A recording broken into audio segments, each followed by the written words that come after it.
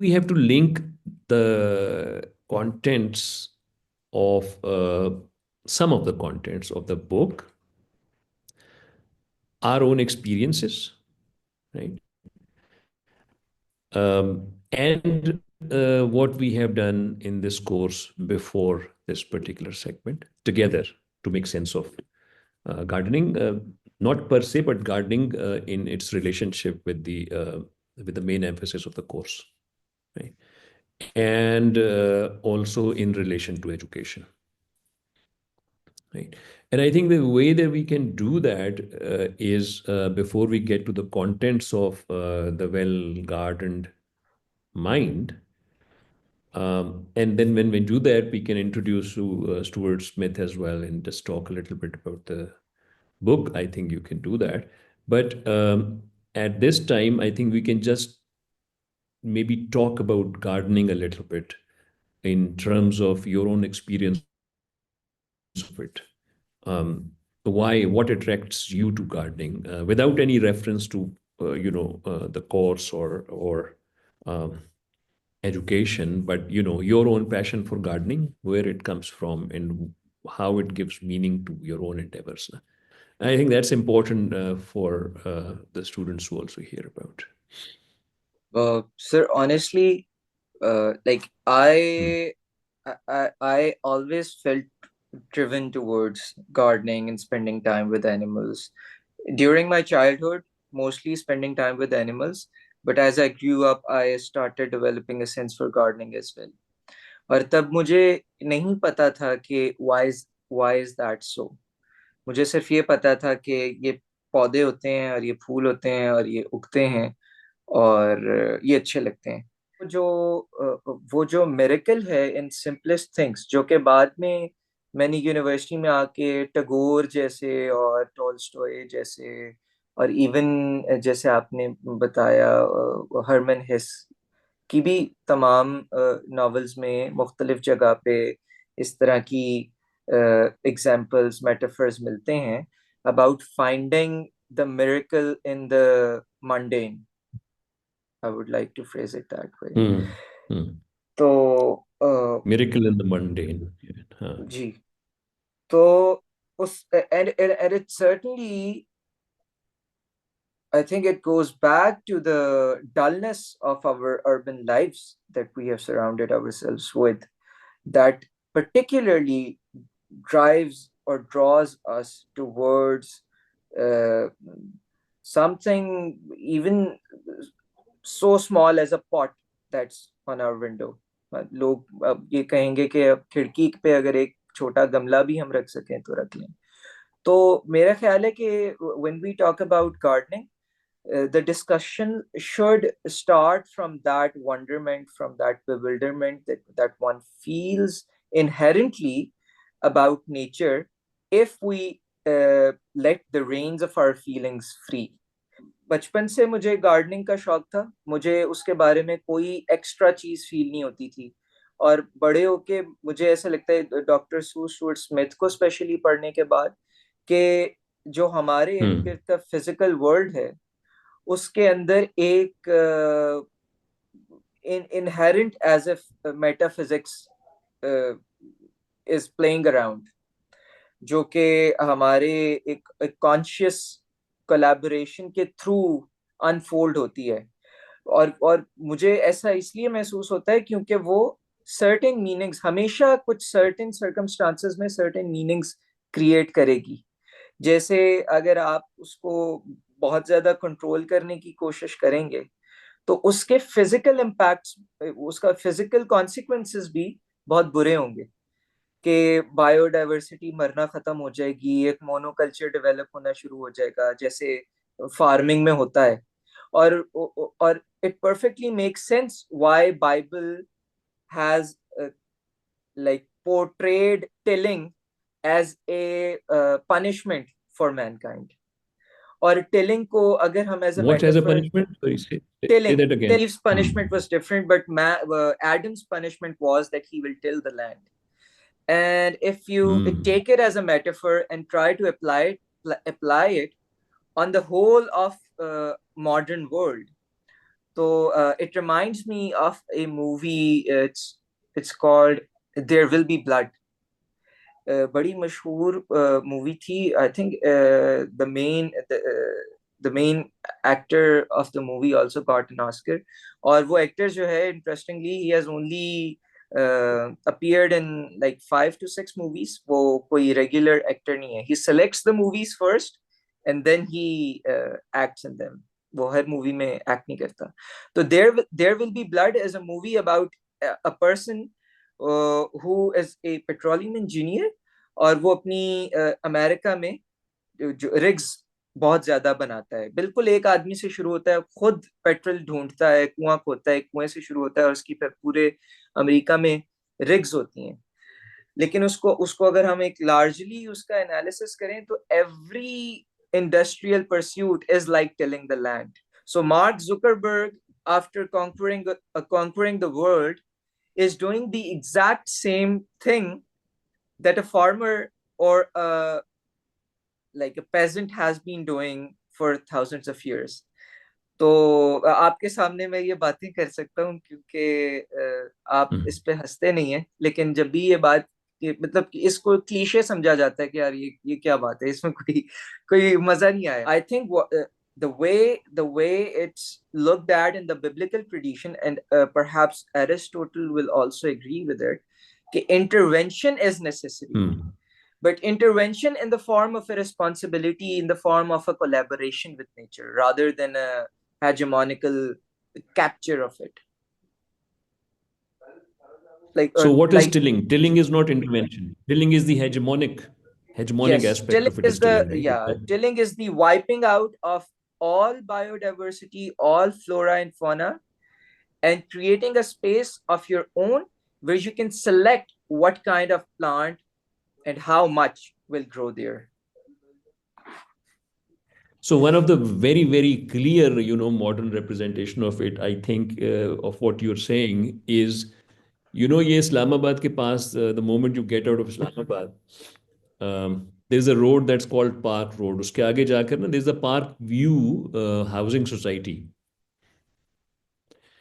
वो जिस जगह पे उन्होंने प्लॉट बनाए हैं ना, वो बड़ा अनइवन एक हिली ग्राउंड्स थे, राइट. उसके आगे कुछ एक ऐसी जगह है जहाँ पे वो नेवल फार्म हाउस इस तरह की सोसाइटी है, where if you go there they have maintained the lay of the land which is very sloppy and uneven and so on. But the moment you get into this particular society, it's all tilled, flattened for the plotting purposes, right? And so, in some ways, that's the sort of hegemony where you distort the shape of the earth, right? Yes, Is what is being built here, right? और जब हम gardening करते हैं तो उसमें तो उसका बहुत एक फिजिकल डिटेल होती है ना, कि when you're not tilling the land, when you're not clearing off the leaves and the debris over the soil, it's producing useful nutrients for the soil which make it more lightweight, and it becomes like useful for growing plants, and plants can grow through it themselves. You don't have to do anything extra. But when you clean off all अच्छा, the चलें इसको debris, yeah, जी sir. slightly differently अगर हम देखने की कोशिश करें in relation to also what we are looking at in the course. And let me put it like this. When we say tilling को हम relate कर सकते हैं with excessive control. Yes. Right. And the lack of it is also not what one is talking about, right? So there is a zero control and then there is an excessive control, right? जी. Which in some ways mirrors the Aristotelian emphasis on the golden mean, right? Where, if you recall, the virtue was seen as a path in the middle between the excess and on one hand and the deficiency or deficit on the other hand. So excessive control का deficit in the case of land वो होगा क्या कि आप उसको बिल्कुल ही झाड़ झंकार और खुला छोड़ दें, so don't do anything with it, right, which will which will be the opposite of excessive control. Is that would that be a correct understanding of our That will relationship be with land opposite. with Yes, zero that control will and be excessive control? yes, that will be opposite of excessive control, but that will not be the ideal control to be a gardener. Like that will not be what a gardener would do. That So will be gardener that must some, yeah. must Hmm. Ji sir. So the gardener must develop a relationship with the land, Yes, that's important. and that relationship is a harmonious relationship that lets the nature be Yes, without distorting it in any ways, right? And yes, so, in some certainly. ways, what we are seeing here is that that would be a virtue, you know, a That virtue would in be the a sense in virtue. which Aristotle has also described it. ये Aristotle मुझे कभी कभी लगता है कि ये भी कोई शायद कोई बड़ा बंदा था, मतलब बड़ा बंदा तो था ही, लेकिन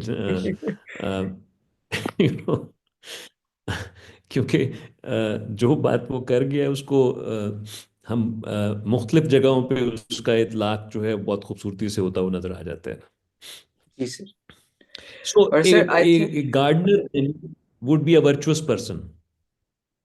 he will be. And And here I would and like to add that it's important to contrast what we're talking about in Aristotelian terms. It's important to contrast it with the way you made a differences chart between J.S. Mill and Aristotle. So, a gardener being a mm, virtuous person, he or she is not trying to maximize his or her happiness. That virtue is not achieved when you're only trying to maximize your happiness, whether it, whether in the mm, qualitative or quantitative terms, because in order to be that virtuous person, in order to be in that harmony with nature, you have to endure periods of waiting, uh, pain, sometimes even wrath. So you have to go wrath. through all those feelings. Mm, mm, mm, mm. Those are very human feelings, of course. And so, Yes. any instances of how a garden goes through these emotions? Any concrete instances of a garden going through these So for example, emotions in the process of gardening? if we take patience, when a gardener is sowing seeds, that is the time when a gardener is most anxious. You have put the seed inside the soil and you don't know what's going to happen with it. You don't know whether the seed is fertile or infertile. You don't know that if it's sprouted, the next day rain or storm won't come and destroy it. You don't know that. And so until it's big enough to sustain itself, that is at least a period of 1.5 week, 2 weeks for some plants, even longer than that. That anxiety is going to stay with you, but that anxiety is So, in is some, not completely like destroying you mentally. It's teaching you lessons. It's making you grow as a person. in some ways, I see connections with Goddard here as well. Um, uh, if you recall, we talked about the illusion of control. Yes. Uh, an illusion of control that shapes our perceptions and can make us unhappy, because if we think we are in control always, or expect our control to be there and it isn't, it frustrates us. And so, in some ways, what I see you saying is that the garden keeps challenging our illusion of control on the nature. Yes. Would that be? Hmm? And then also it's this illusion of control is complemented by another illusion जिसकी मैंने आपसे जिक्र किया था, the infantile omnipotence, which is a psychological concept which Hmm. Sue Stewart also expounds upon in her book, जिसमें वो कहती हैं कि जैसे एक बच्चा है, for the child, for the mother, what it actually is कि the mother is taking care of the child. लेकिन for the child has created the mother. बच्चे के लिए ऐसे है कि उसने माँ को पैदा किया है, वो माँ के साथ इस तरह इंटरेक्ट करता है. या हम किसी छोटे बच्चे को देखें तो वो कोई छोटी सी चीज उठा के अपनी आंखें उठा के हमारी तरफ देखता है कि अब ये मुझे अप्रिशिएट करेंगे कि मैंने बहुत बड़ा काम कर दिया. So that is infantile omnipotence. So a part of that is also very important in terms of keeping our hopes high about the positive outcomes in life. And that is only possible when you are in harmony with your surroundings, when you are one with nature or with society. मेरा ख्याल है आप इस पे रहनुमाई कर सकते हैं कि maybe we can also draw parallels along Viktor Frankl's logotherapy in it. क्योंकि लोगोथेरेपी पे बहुत बड़ा इल्जाम लगता है कि मीनिंग सब्जेक्टिव होता है, जिसकी वजह से कि इस साइकोलॉजी में इसकी कोई ऑब्जेक्टिव वैल्यू नहीं है लोगोथेरेपी की.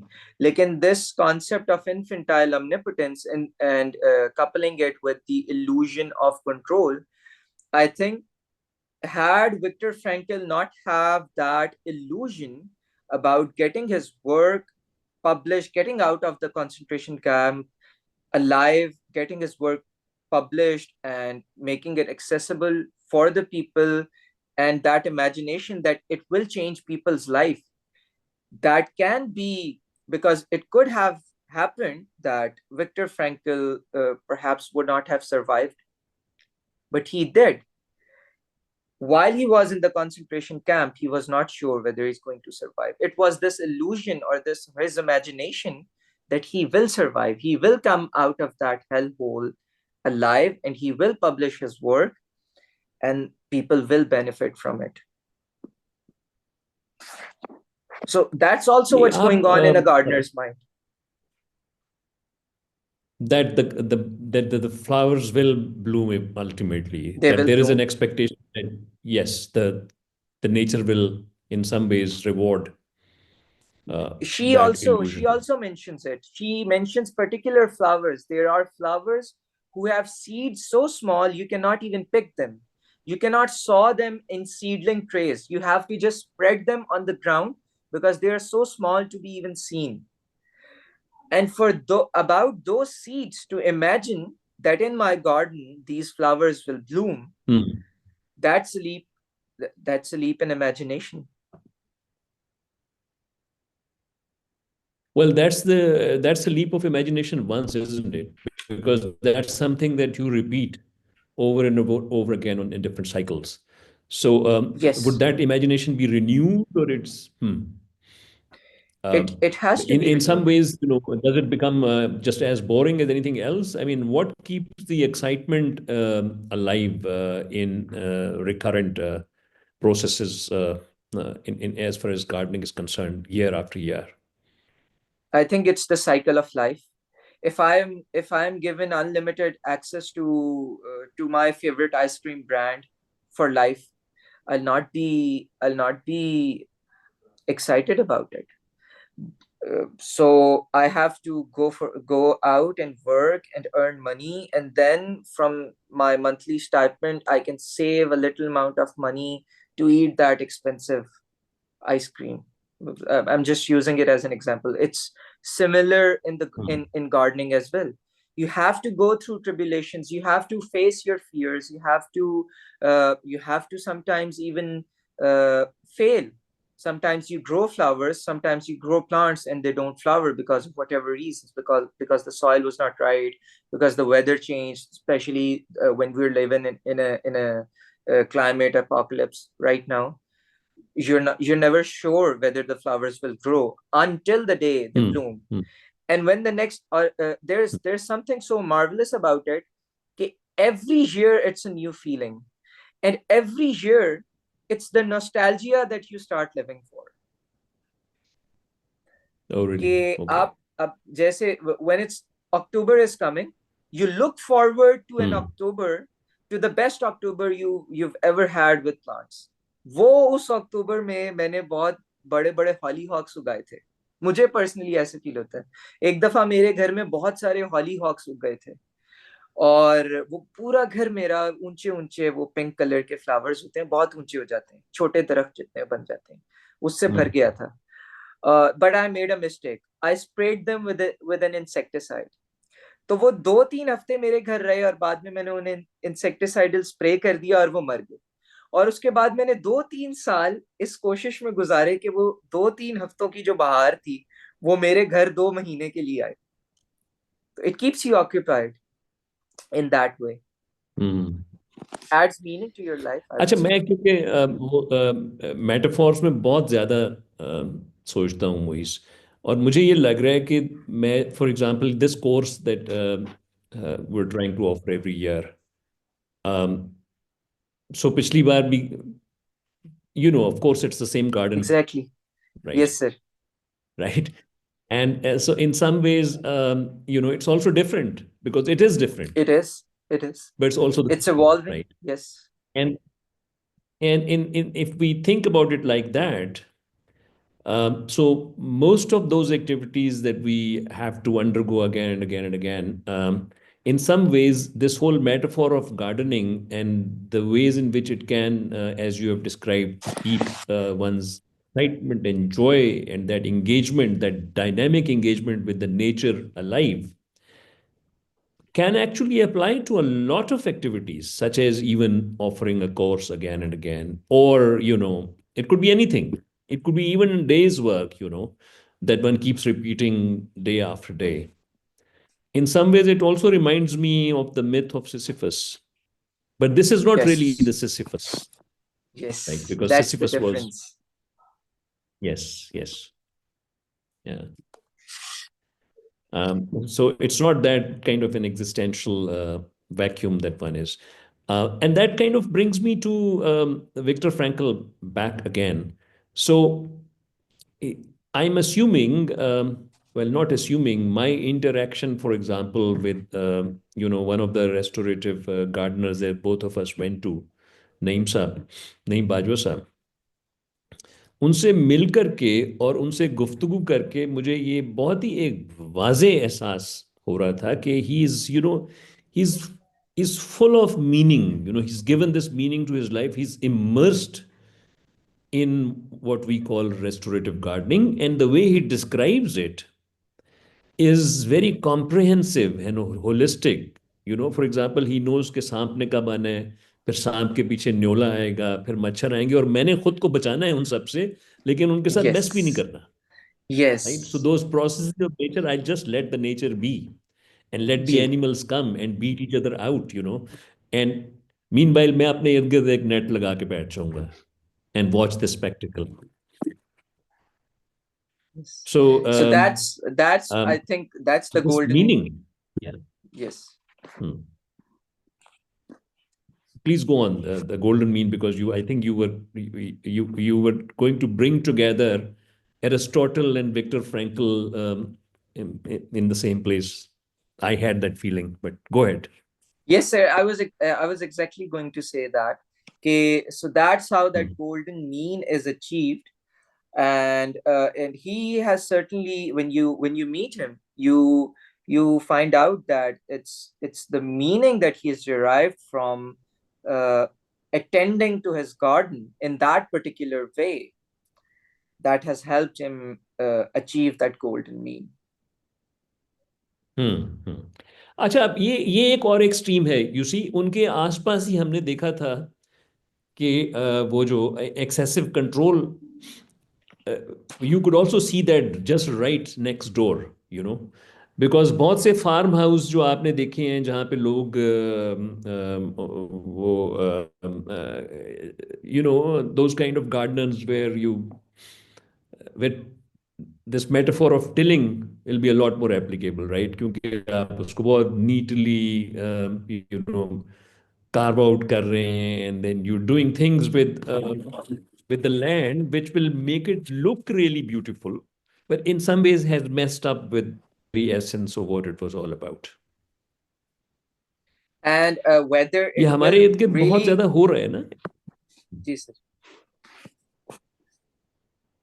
I was just gonna say whether it will really, whether it can really qualify as beautiful is also, after all, subjective. They might call it beautiful, but I won't.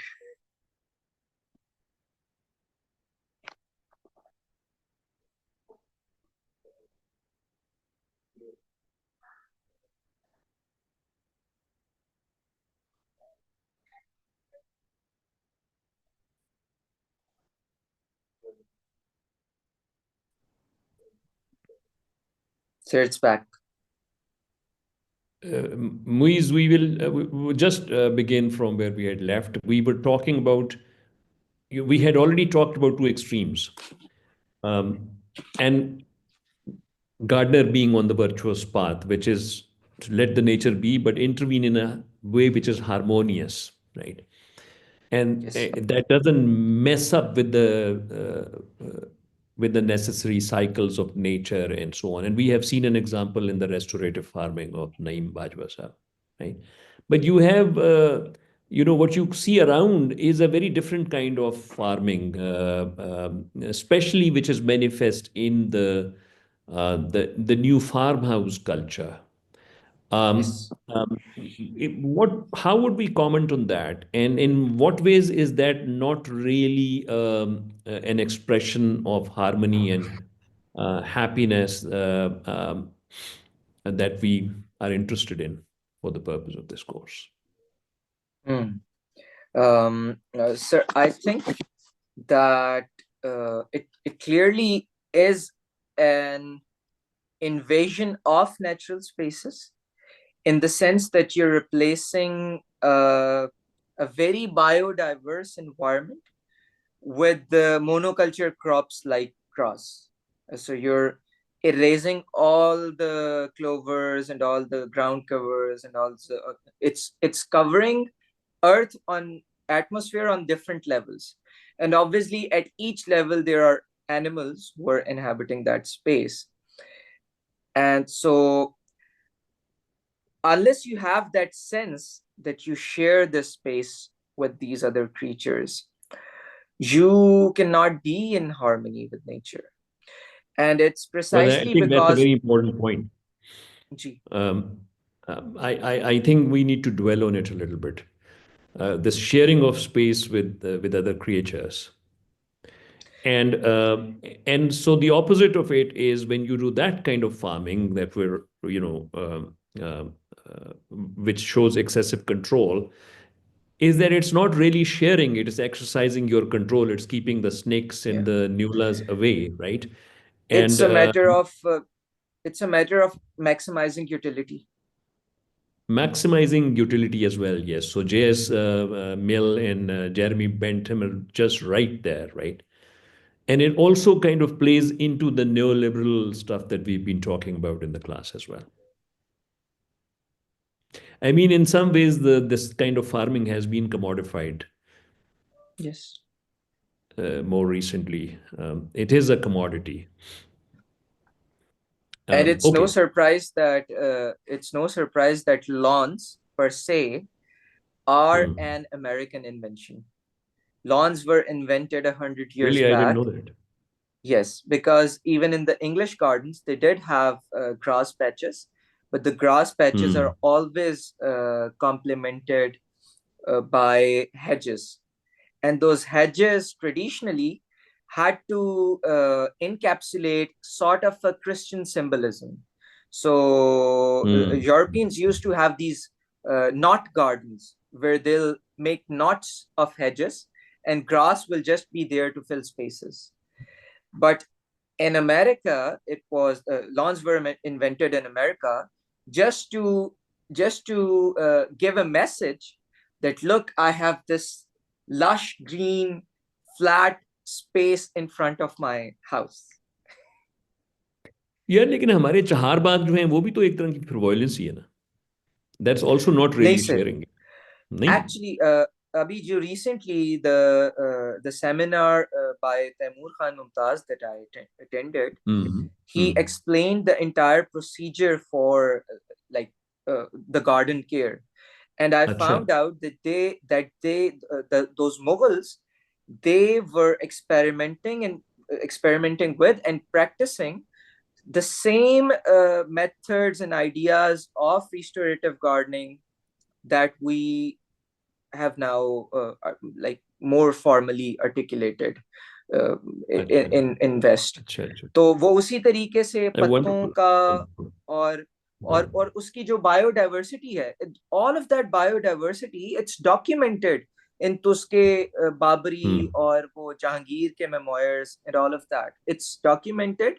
And they made sure that all levels of atmosphere are covered and the garden is not just a space for humans, it was equally a space for all different kinds of birds and insects as it was for humans. I think we need to speak more at some point about the Mughal gardens then. I'd really like And to they learn more about that because मुझे ये लगता है कि वो but they're also very well planned. But that, I mean, Yes, plan is important, right? I mean, restorative gardening, maybe it's not that you go unplanned. I mean, it's it follows a impossible certain without a plan. meticulous plan. And I would even say that because of the very reason that it requires a very meticulous plan, is that people Hmm. are aversive towards it. Hmm. People Hmm. don't want Hmm. to do it because it's a lot of responsibility. You have to take Hmm. care of insects, you have to take care of birds, you have to take care of worms, and you have to take care of all sorts of plants and fertilizers. People don't want to do that. Hmm. Hmm. So I think in just to recap, I think what we're getting at is एक तो बड़ी important चीज जो सामने आई है कि अगर आप अच्छे माली हैं तो आप हर सूरत एक virtuous virtue you can't just be without virtue because you are following that middle path. um, and that is the Yes. path of restorative gardening as well. Sir, I think And it there will is make a also meaning in harmony and maintaining that harmony in the nature, of course, gives a lot of meaning to your life because you have to struggle to maintain that, right? So Viktor Frankl or Aristotle, to we can see them right over there. um, there is an aspect of gardening that I think we need to understand a little more. I think one assumption that I see in Sue Stuart Smith is, well, not really an assumption. There is research to back that as well. Is that when you actually engage in gardening, so that something happens inside here as well, yes. right? And so, it has been the evidence is coming from the prisons, from the schools, that children or the prisoners who are working in a garden, maintaining a garden, in some ways are doing better in terms of your mental health, whatever indicators those are. Yes. Do you see that? Have you experienced that? I mean, I don't think that we have any evidence, that local evidence to support that. But of course, there is a lot of studying around gardening happening elsewhere, particularly in the West. सू की किताब में मैंने ये देखा था कि एक जगह पे ये लिखा हुआ था कि for every pound that there was a proposal for NHS, the National Health Service of the UK, that for every pound that they would spend on gardening, that the government will spend on gardening, that they will save a lot of, I don't know what the amount was, pounds on On yeah, healthcare. yes. That's fascinating. I obviously I don't have local statistics for it, but I can share a personal example. Mm, mm, Ke mm, I feel it very strongly ke whenever I'm not um in the right headspace, my mm. garden can my you can tell by just looking at my garden what's going on in my head. If there's Really? chaos, the days when I'm not in the right mental space, my garden is chaotic. Soil But, is but, spread. but that's telling me that what happens here has an effect on what you do in the garden, right? Yes, and But And what is by the ulta effect? I'm trying to understand the reverse of it, what the garden does to you. what the garden does Not to what you, you do to the garden, but what the garden does to you in terms of, um, good things to the mind. I think all of those human feelings that we began talking with, patience, wrath, brutality, kindness, whichever feeling you can think of, that comes in, like, it plays out in the garden. So when you're gardening, it's also honing your emotional intelligence. I think that's true. अच्छा, यार बिल्कुल मेरे ख्याल में there's much to what you're saying, but I'm tempted to think that in some ways, again, I'm going into metaphors really, in that in some ways, the children's minds are also gardens. And the Yes. teachers also have to think like gardeners. I mean, excessive control in terms of teaching also does the same kind of tilling damage to the children's minds that we've just talked about that can happen in the case of land, right? And so if you exercise excessive control in the classroom, bad idea, right? And people have been talking about that as well. And you can't also just let it be completely all by itself, right? And so, there is a path in the middle where you have to nurture the mind in a way that actually maintains its harmony and curiosity and the bewilderment that you mentioned to begin with. And so, in some ways, the parents and the teachers, and we also have to learn the tricks of the trade of the gardening, and in order to also then understand learning. Yes, I think it perfectly fits into that metaphor. So, in some ways, then our students, um, um, what I think the connection that I am really taking away from this conversation between you and me is it all began with the Aristotle, right? So that's what we did in the beginning of the course as well, that there's a path in the middle, right? And then, the most important thing about the Viktor Frankl is this whole search for meaning as the ultimate motivation in human life, so on. Um, and then the Jeremy Bentham and वो क्या नाम है उसका J.S. Mill stuff of utilitarianism, that kind of lands right into the neoliberal, environments in which we live. Ideology, yes. And in some ways, the neoliberalism and commodification of land and the garden and so on appears to be linked with excessive control over the land, which is not virtuous if you go back to Aristotle, Aristotle. right? And so what's really fascinating is that when you reach gardening and we say, all right, gardening is about virtue and which is about following the middle path, which is about harmony. You link it back with Viktor Frankl, and you can link it back with Aristotle. And you can also say that excessive control is, can clearly link it with the market processes where they're selling great gardens and lawns to the people, right? And commodification of gardening. And at the same time, we can also see a very clear link with learning.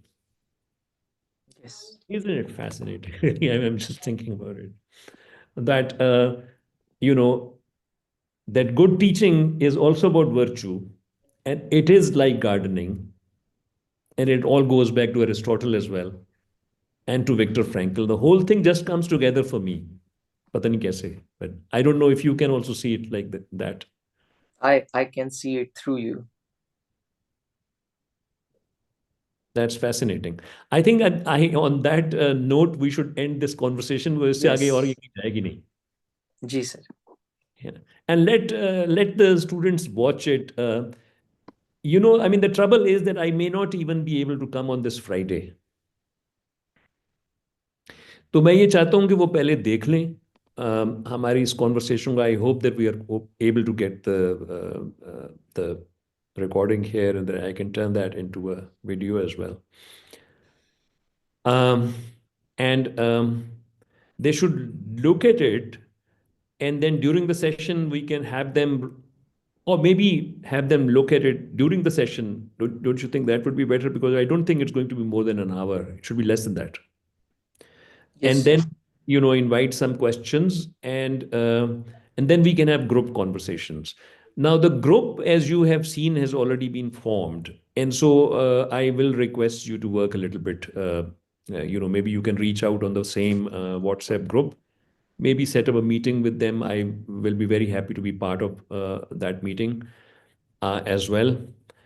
I hope next week we're also able to meet and then take it forward together, Inshallah. इंशाल्लाह. एक और चीज जो मुझे चुभ रही है ना कल से, जो Sir, sorry for interrupting. Should we stop the recording? हाँ जी, बिल्कुल नहीं, नहीं, जरा रुक जाएं. एक एक बात सिर्फ मैं जी. करना चाहता हूँ, which I think we may want to take that into the class, or not. We can decide. We can always cut it here as well. And maybe this is something that they need to understand, this whole idea of the golden mean, because if we don't find it, then we continue to do this violence. अगर हम माली हैं या the so called माली हैं, तो वो हम we are doing that violence to the land. अगर हम पॉलिटिशियंस हैं तो we are doing violence to the society. अगर हम टीचर्स हैं तो we are Society. Doing violence to our students. I mean, this is a very wholesome idea to think about and meditate on. And so that's why I didn't want to stop the recording at that point Okay. as well. अब बंद कर देते हैं इसको.